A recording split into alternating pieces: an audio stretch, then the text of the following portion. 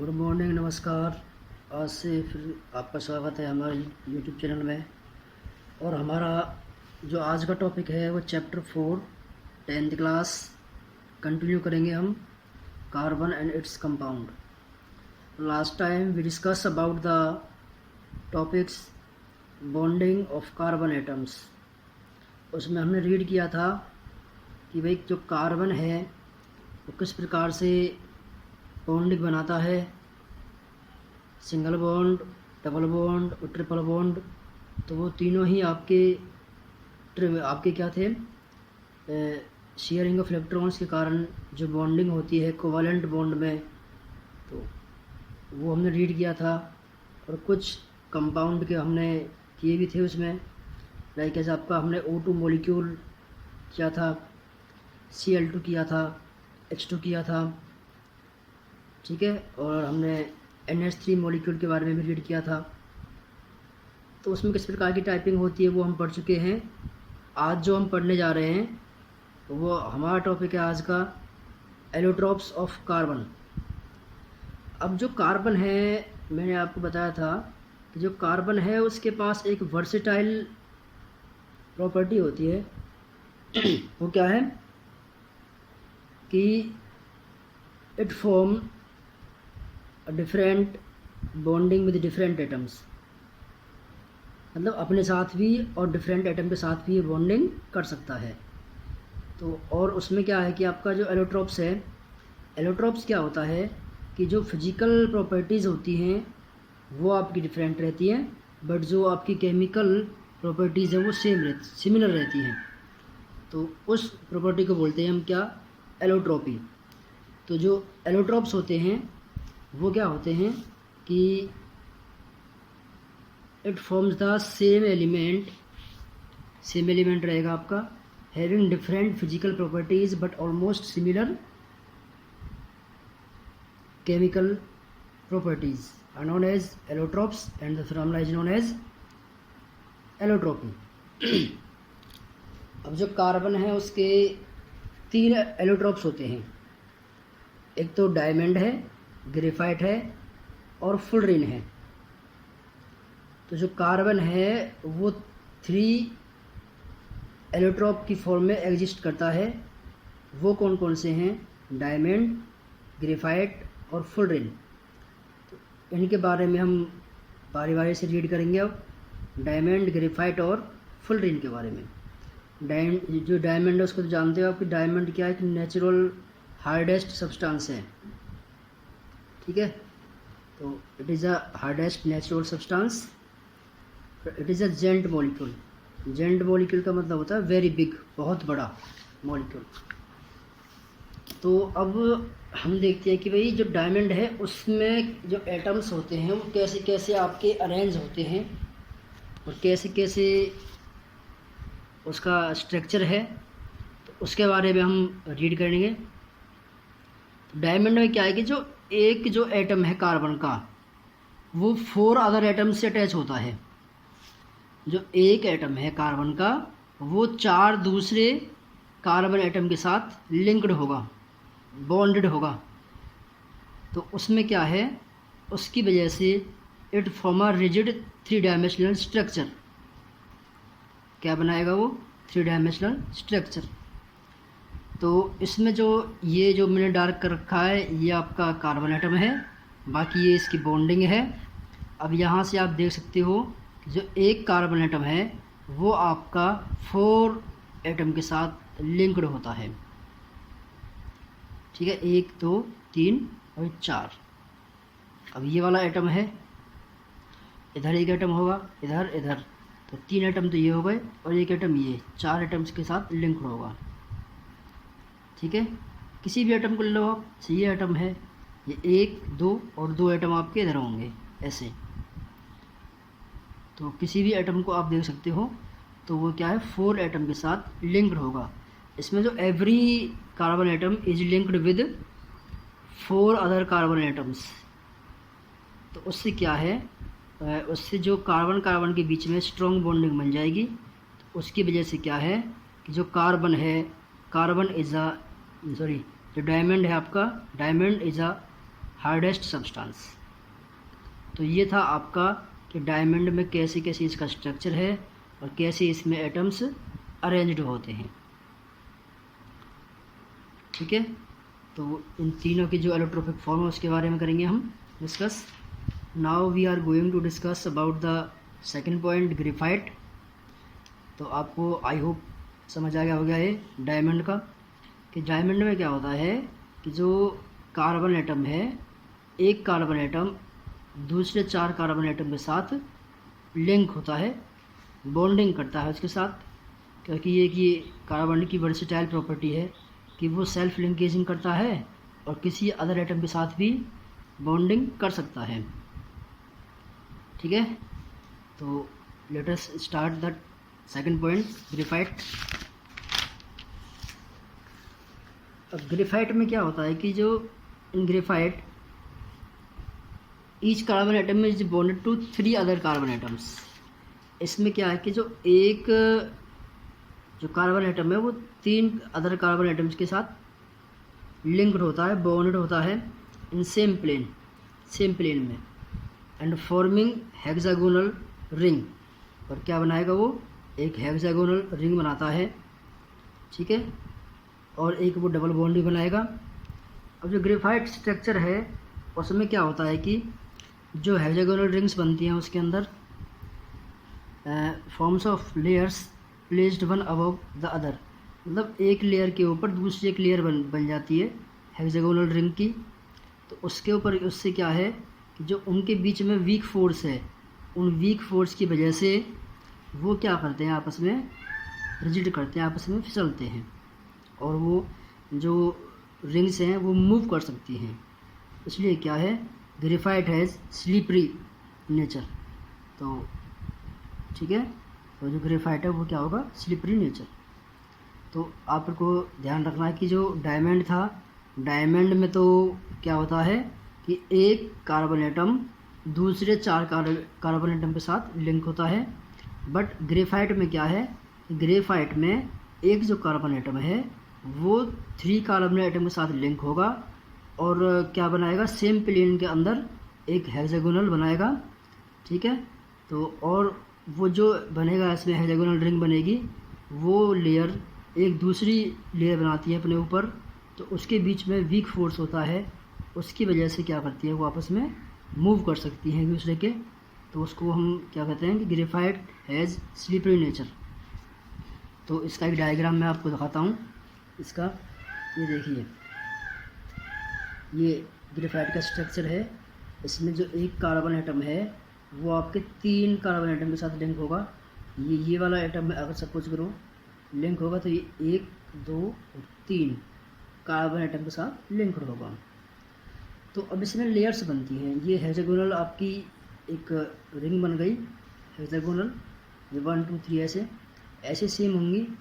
तो ये एक के दूसरे के ऊपर लेयर बनाती हैं, तो ये फिर ये आपस में मूव कर सकती हैं। अब जो यहाँ पे ये बॉन्डिंग बनेगी, ये वाली जो डॉट लाइन वाली बॉन्डिंग है वो आपकी वीक बॉन्डिंग होगी। वीक बॉन्डिंग की वजह से ये क्या कर सकता है, ग्रेफाइट आपस में एक दूसरे पर जो ये रिंग है वो मूव कर सकती है।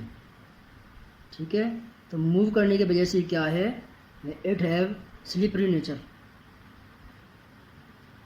ठीक है, ये था आपका ग्रेफाइट का स्ट्रक्चर, और ये साइड में आप इसका दे सकते हो डायमंड का।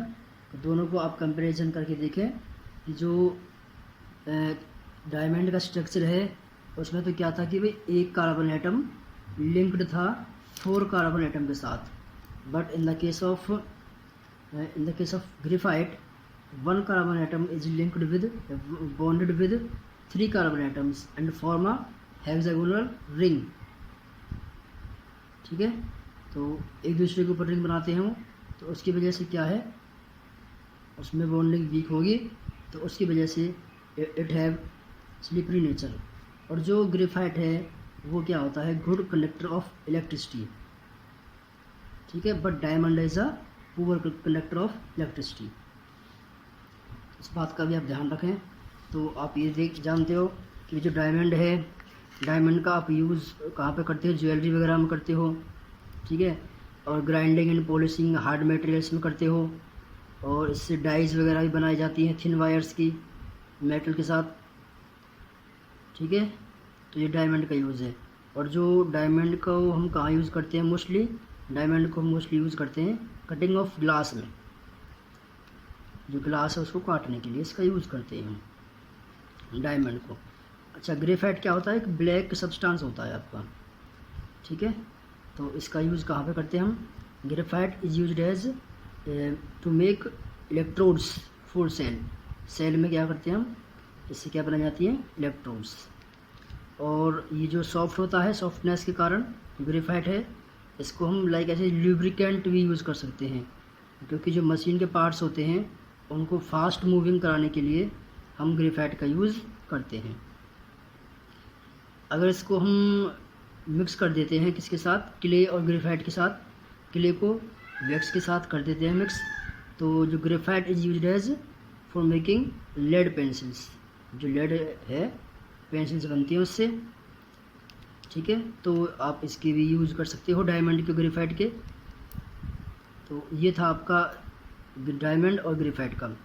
अब जो थर्ड पॉइंट आपका है वो है फुलरिन। थर्ड पॉइंट कौन सा है आपका, फुलरिन।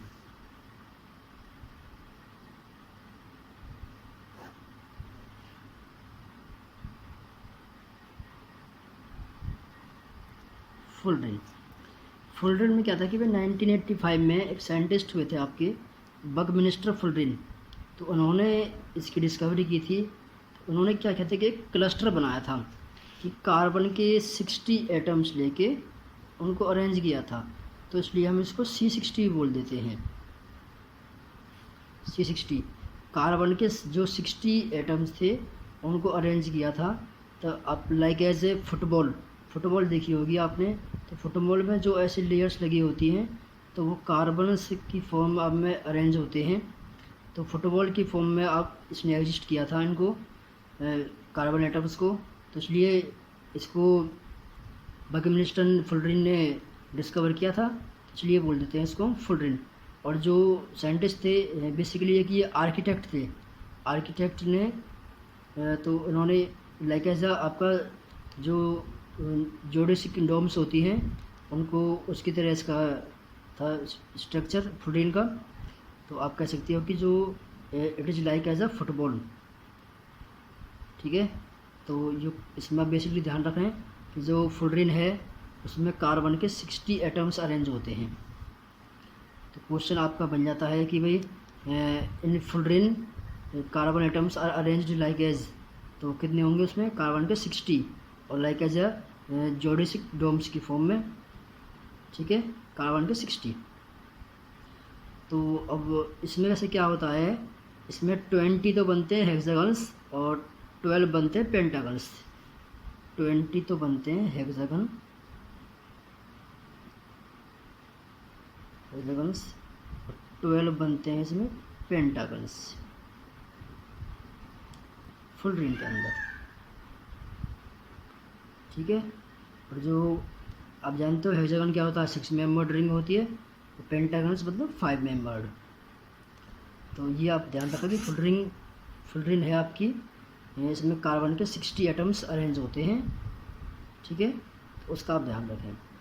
तो ये था आपका कि जो फुलरिन है, ये इसका थर्ड पार्ट था फुलरिन।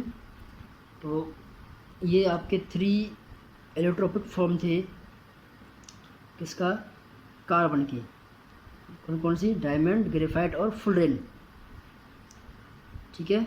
तो तीनों का स्ट्रक्चर आप ध्यान रखें कि डायमंड में क्या है, ग्रेफाइट में क्या है और फुलरिन में क्या है। फुलरिन का जो बेसिकली जो स्ट्रक्चर था, इसको किसने किया था डिस्कवर्ड, एक आर्किटेक्ट थे अमेरिकन, रॉबर्ट बकमिंस्टर फुलर। तो उनके नाम पर ही इसका नाम पड़ गया, इसलिए बोल दिया इसको फुलरिन। क्या बोल दिया इसको, फुलरिन, ठीक है। अब नेक्स्ट हम रीड करने जा रहे हैं कि यूनिक नेचर ऑफ कार्बन, कि जो कार्बन का यूनिक नेचर है वो क्या है। आप जानते हो कि जो कार्बन है वो नंबर ऑफ ऑर्गेनिक कंपाउंड्स बनाता है। हम बेसिकली हम मानते हैं कि लार्जर अबाउट 3 मिलियंस। तो ऑर्गेनिक कंपाउंड में आता है। और जो आप जानते हो कि फर्स्ट ऑर्गेनिक कंपाउंड कौन सा था, यूरिया, और उसका फार्मूला क्या था यूरिया का, NH2CO NH2 था फार्मूला यूरिया का। यह आपका फर्स्ट ऑर्गेनिक कंपाउंड था। अब बात करते हैं कि हम जो कार्बन है वो यूनिक नेचर क्यों दिखाता है। उसकी में कुछ पॉइंट है आपके, उनके बेसिस पर ही जो कार्बन है वो यूनिक प्रॉपर्टी शो करता है। उसके कारण ही वो उसका वर्सेटाइल होगा नेचर कार्बन का। तो उसमें फर्स्ट पॉइंट क्या है, उसमें फर्स्ट पॉइंट आपका है tendency to form carbon carbon bond. कि जो कार्बन के पास एक क्षमता होती है कि वो कार्बन कार्बन के साथ या कार्बन के अन्य जो आपके तत्व हैं उनके साथ भी आपका फॉर्मेशन कर सकता है। तो उसको बोलते हैं हम catenation. Property of forming bond with atoms of the same element. Same element के साथ जो प्रॉपर्टी होती है बॉन्ड बनाने की उसको बोलते हैं हम कैटिनेशन। और ये कि आपकी लार्ज अमाउंट में होती है कैटिनेशन की प्रॉपर्टी कार्बन के अंदर।